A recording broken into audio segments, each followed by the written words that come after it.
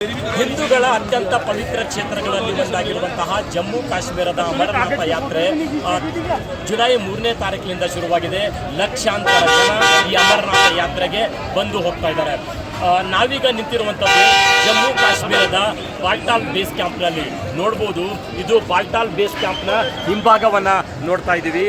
Baltal base camp ಇದು ಅಮರನಾಥ ಯಾತ್ರೆಗೆ ತೆರಳುವಂಥವರಿಗೆ ಒಂದು ಪ್ರವೇಶ ದ್ವಾರ ಇದ್ದಂಗೆ. ಇರುವಂತಹ ಅಮರನಾಥ ಯಾತ್ರೆಗೆ ಬರುವಂತಹ ಭಕ್ತಾದಿಗಳಿಗೆ ಇಲ್ಲಿ ಹೋಟೆಲ್ ಸೇರಿದಂತೆ ವಸತಿ ವ್ಯವಸ್ಥೆ, ಊಟದ ವ್ಯವಸ್ಥೆ ಏನೂ ಕೂಡ ಇಲ್ಲ. ಆ ಭಕ್ತಾದಿಗಳೇ ವ್ಯವಸ್ಥೆ ಮಾಡಿರುವಂತಹ ಲಂಗರ್ಗಳನ್ನು ನಾವು ನೋಡ್ತಾ ಇದ್ದೀವಿ. ಇಲ್ಲಿ ಒಂದಲ್ಲ ಎರಡಲ್ಲ 100ಕ್ಕೂ ಹೆಚ್ಚು ಲಂಗರ್ಗಳು ಈ ಬಾಲ್ಟಾಲ್ ಬೇಸ್ ಕ್ಯಾಂಪ್ ಮತ್ತು ಸುತ್ತಮುತ್ತ ಇರುವಂಥದ್ದು. ಲಂಗರ್ಗಳ ವಿಶೇಷತೆ ಏನಂತ ಹೇಳಿದ್ರೆ ಹೋಟೆಲ್ಗಳ ಅವಶ್ಯಕತೆ ಇಲ್ಲ. ಭಕ್ತಾದಿಗಳೇ ದೇಶದ ಮೂಲೆ ಮೂಲೆಗಳಿಂದ ಸಾಕಷ್ಟು ಭಕ್ತಾದಿಗಳು ಈ ರೀತಿ ವ್ಯವಸ್ಥೆಯನ್ನು ಕಲ್ಪಿಸ್ತಾ ಇದ್ದಾರೆ, ವಸತಿ ವ್ಯವಸ್ಥೆಯನ್ನು ಕಲ್ಪಿಸ್ತಾ ಇದ್ದಾರೆ. ಯಾವುದೇ 5 ಸ್ಟಾರ್ ಹೋಟೆಲ್ಗೂ ಕಡಿಮೆ ಇಲ್ಲದಂತಹ ವ್ಯವಸ್ಥೆ ಮತ್ತು ಅತ್ಯಂತ ಆಧಾರದ ಧರಣಿಯಿಂದ ಪ್ರತಿಯೊಬ್ಬರನ್ನು ಕೂಡ ಸ್ವಾಗತಿಸಿ ಅತ್ಯಂತ ಪ್ರೀತಿ ಅಕ್ಕರೆಯಿಂದ ಇಲ್ಲಿ ಇವರಿಗೆ ಊಟ ಉಪಹಾರವನ್ನು ಕೊಡ್ತಾ ಇರುವಂಥದ್ದು. ಯಾವುದೇ ಕಿಂಚಿತ್ತೂ ಕೂಡ ನಯಾ ಪೈಸೆ ದುಡ್ಡು ಇಲ್ಲದಕ್ಕಿರೋದಿಲ್ಲ. ಎಲ್ಲವೂ ಕೂಡ ಉಚಿತವಾಗಿರುವಂಥದ್ದು. ಒಬ್ಬೊಬ್ಬರಿಗಲ್ಲ, ದಿನನಿತ್ಯ ಸಾವಿರಾರು ಜನ ಈ ರೀತಿ ಲಂಗರ್ಗಳಲ್ಲಿ ಬಂದು ಆಹಾರವನ್ನು, ಉಪಹಾರವನ್ನು, ಊಟವನ್ನು ಸೇವಿಸ್ತಾ ಇದು ಒಂದೆರಡು ದಿನದಲ್ಲ, ಸುಮಾರು 2 ತಿಂಗಳವರೆಗೂ ಕೂಡ ಅಮರನಾಥ ಯಾತ್ರೆ ದರ್ಶನಕ್ಕೆ ಅವಕಾಶ ಇರುವಷ್ಟರ ದಿನವರೆಗೂ ನಿತ್ಯ ಈ ರೀತಿ ಇರ್ತದೆ. ಅತ್ಯಂತ ಪ್ರೀತಿಯಿಂದ ಎಲ್ಲ ಬಗೆಯ ಮೃಷ್ಟಾನ್ನ ಭೋಜನಗಳನ್ನು ಇಲ್ಲಿ ತಯಾರಿಸಿ ಭಕ್ತರಿಗಾಗಿ ವ್ಯವಸ್ಥೆ ಮಾಡಲಾಗಿರುವಂಥದ್ದು. 100ಕ್ಕೂ ಹೆಚ್ಚು ಲಂಗರ್ಗಳು ಇಲ್ಲಿ ಕಾರ್ಯನಿರ್ವಹಿಸ್ತಾ ಇದ್ದಾವೆ.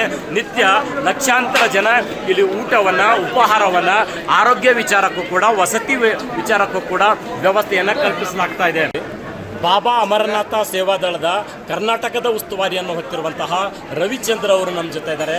ಏನು ಹೇಳ್ತಾರೆ ಕೇಳೋಣ. ಜೈ ಶಂಕರ್, ಜೈ ಭೋಲೆನಾಥ್. ನೀವು ಭಾಳ ಒಳ್ಳೆಯ ಕ್ವಶನ್ ಕೇಳಿದ್ರಿ. ಲಂಗರ್ ಪರಿಕಲ್ಪನೆ ಅಂದರೆ ನಮ್ಮಲ್ಲಿ ಕರ್ನಾಟಕದಲ್ಲಿ ನಮ್ಮಲ್ಲಿ ದಾಸೋಹದ ಪರಿಕಲ್ಪನೆ ಲಂಗರ್ ಪರಿಕಲ್ಪನೆ. ಲಂಗರ್ ವರ್ಡ್ ಪಂಜಾಬಿ ವರ್ಡ್ ಅಷ್ಟೇ.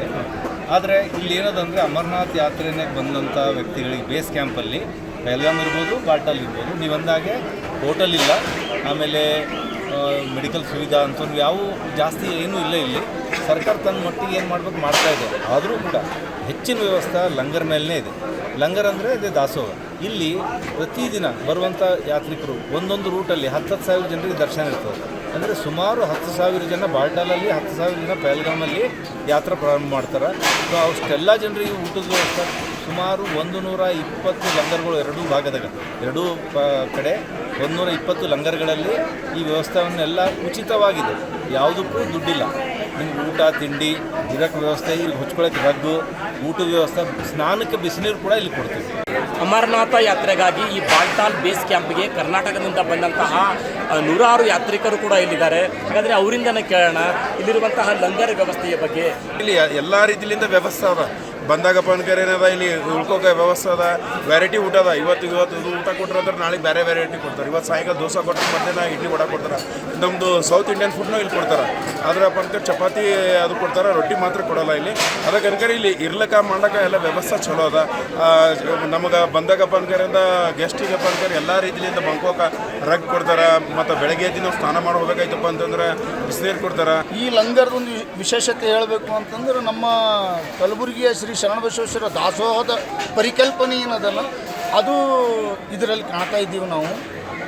ಈ ಲಂಗರ್ನಾಗ ಎಲ್ಲನೂ ಅಣ್ಣವ್ರು ಹೇಳಿದಾಗ ಊಟ, ವಸತಿ, ಇರೋದು, ಸ್ವಚ್ಛತೆ ಬಗ್ಗೆ ಆಗಲಿ, ಎಲ್ಲದರ ಬಗ್ಗೆ ಆಗಲಿ ಒಂದು 5 ಸ್ಟಾರ್ ಹೋಟೆಲ್ ಮೀರಿಸಿದಂಥ ಪರಿಕಲ್ಪನೆ ಇವ್ರು ಮೇಂಟೈನ್ ಮಾಡಿದ್ದಾರೆ. ಇಲ್ಲಿ ಸಂಪೂರ್ಣವಾಗಿ ಉಚಿತವಾಗಿ ಅದು ತುಂಬ ಹೃದಯದಿಂದ, ತುಂಬ ಮನಸ್ಸಿನಿಂದ ಮಾಡ್ತಾರೆ ಅವರು.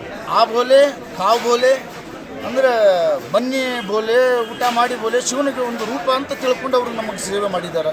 ಒಂದು ನಾವು ಕೇಂದ್ರ ಸರ್ಕಾರದಿಂದ ನೋಡಿದ್ದು ನಮ್ಮ ಸುರಕ್ಷತೆಯ ಬಗ್ಗೆ ಅತೀವ ಕಾಳಜಿ ವಹಿಸಿ ನಮ್ಮ ಸುರಕ್ಷತೆಯ ಬಗ್ಗೆನೇ ಬಹಳ ಕೇರ್ ತಗೊಂಡಿದ್ದಾರೆ ಅವರು. ಅದಕ್ಕೆ ಕೇಂದ್ರ ಸರ್ಕಾರಕ್ಕೆ ನಾವು ಚಿರಋಣಿಯಾಗಿದ್ದೀವಿ. ಹಿಮಾಲಯ ತಪ್ಪಲಲ್ಲಿರುವಂತಹ ಅಮರನಾಥ ದರ್ಶನಕ್ಕೆ ಬರುವಂತಹ ಯಾತ್ರಾರ್ಥಿಗಳಿಗೆ ಸರ್ಕಾರದಿಂದ ಇಲ್ಲಿ ಯಾವುದೇ ರೀತಿಯಾದಂತಹ ಕಿಂಚಿತ್ತು ಸೌಲಭ್ಯಗಳಿಲ್ಲ. ಸರ್ಕಾರ ಯಾತ್ರಾರ್ಥಿಗಳಿಗೆ ಸಂಪೂರ್ಣ ರಕ್ಷಣೆಯನ್ನು ಹೊರತುಪಡಿಸಿದರೆ ಬೇರೆ ಯಾವುದೇ ರೀತಿಯಂತಹ ಸೌಲಭ್ಯ ಸರ್ಕಾರದಿಂದ ಸಿಗ್ತಾ ಇಲ್ಲ. ಆದರೆ ಅಮರನಾಥನ ಭಕ್ತಾದಿಗಳು ಅಮರನಾಥನನ್ನೇ ಪ್ರತಿರೂಪವಾಗಿ ಭಾವಿಸಿ ಯಾತ್ರೆಗೆ ಬರುವಂತಹ ಯಾತ್ರಾರ್ಥಿಗಳಿಗೆ ಊಟ ವಸತಿ ಸೇರಿದಂತೆ ಸಕಲ ಸೌಲಭ್ಯಗಳನ್ನು ಕಲ್ಪಿಸ್ತಾ ಇದ್ದಾರೆ. ಇದು 10 ವರ್ಷಗಳಿಂದ ನಡೆದು ಬರ್ತಾ ಇರುವಂಥದ್ದು. ಅಮರನಾಥ ಸನ್ನಿಧಿಯಲ್ಲಿ ಕಂಡು ಬರ್ತಾ ಇರುವಂತಹ ಲಂಗರ್ ಪದ್ಧತಿ ಇದೆಯಲ್ಲ, ಇದು ಕರ್ನಾಟಕದ ದಾಸೋಹ ಪರಂಪರೆಯನ್ನು ಉತ್ಕೃಷ್ಟ ಮಟ್ಟಕ್ಕೆ ಕೊಂಡೊಯ್ದಿದೆ ಅಂದರೆ ತಪ್ಪಾಗಲಿಕ್ಕಿಲ್ಲ. ಏಷ್ಯಾನೆಟ್ ಸುವರ್ಣ ನ್ಯೂಸ್ಗಾಗಿ ಕಾಶ್ಮೀರದ ಬಾಲ್ಟಾಲ್ನಿಂದ ನಾನು ಶರಣಯ್ಯ ಹಿರೇಮಠ.